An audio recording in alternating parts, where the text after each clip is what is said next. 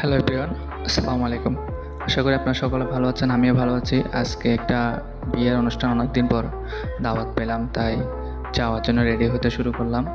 কাপড়-চোপড় কিনে আমার নাইনের দিকে তাকে নিজে আস্তে আস্তে রেডি হতাম। একদিকে আমার বন্ধুকে আসলে আমি একসাথে যাবো দুজনের জন্য রেডি হয়ে আমি একটু কালো মানুষ তো ফর্সা হওয়ার জন্য একটু ফেয়ার লাভলি ইউজ করলাম। আবার একটু সুগন্ধ তো লাগাইতে হয়, সুগন্ধ লাগালাম একটু, মানে কি সুগন্ধ মানে বলতে আতর লাগাইলাম, আতর যেন আতরটা যেন একটু, আতরটা একটু ফেভারিট বেশি, আমরা মুসলমানরা একটু আতরটা বেশি করে পরে। ঠোঁটে একটু ফাটা, সেজন্য একটু লিপস্টিক বলতেছি ওই মেরিল দিলাম। এরপরে বিয়ের উদ্দেশ্য রওনা আমি আর আমার বন্ধু। এদিকে বিয়ে বাড়িতে দেখি মানুষজন ভরপুর। এদিকে আমার বন্ধু তার প্রেমিকার সাথে কথা বলতেছে, তাকে কতক্ষণ মজা টজা করলাম। তাকে দেখি আবার এদিকেতে ও আবার ছবি তুলতেছে।